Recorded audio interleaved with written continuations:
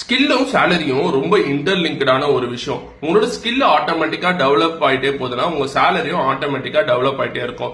உங்களோட skill identify பண்றதுக்காக இந்த 3 விஷயத்தை மட்டும் பண்ணி வச்சுக்கோங்க. ஃபர்ஸ்ட் விஷயம் உங்களோட ஸ்கில் மார்க்கெட் லெவல்ல எந்த லெவல்ல இருக்கு அப்படின்னு சொல்லி ஐடென்டிஃபை பண்ணி வச்சுக்கோங்க.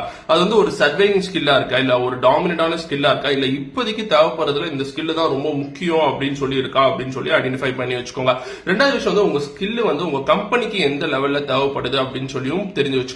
ஏன்னா உங்க ஸ்கில்ல பேஸ் பண்ணி தான் பிசினஸ்ல நடக்கிற நிறைய விஷயத்தை உங்களால சால்வ் பண்ண முடியுதா அப்படின்னு சொல்லி புரிஞ்சு வச்சுக்கோங்க.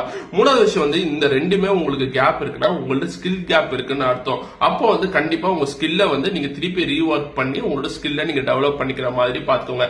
இந்த ஸ்கில் எல்லாமே உங்களுக்கு டெவலப் ஆயிட்டு இருக்கு அப்படின்னு சொல்லி நீங்க ஐடென்டிஃபை பண்றீங்கன்னா, உங்களை டெவலப் பண்ணிக்கிறீங்கன்னா ஆட்டோமேட்டிக்கா உங்க சேலரி டெவலப் ஆயிட்டே போவாங்க. இந்த பேசிக்கான இன்ஃபர்மேஷன் எல்லாரும் தெரிஞ்சு வச்சுக்கோங்க. சப்போஸ் இது எல்லாமே இருக்கு ஆனாலும் எனக்கு சேலரி ஹைக் ஆகணும்னா யோசிச்சு வேற ஏதாச்சும் ஒரு நல்ல டிசிஷன் எடுங்க. தேங்க்ஸ் ஃபார் வாட்சிங் வீடியோ. பை ஃப்ரம் அடிக்கிறேன். Bye bye.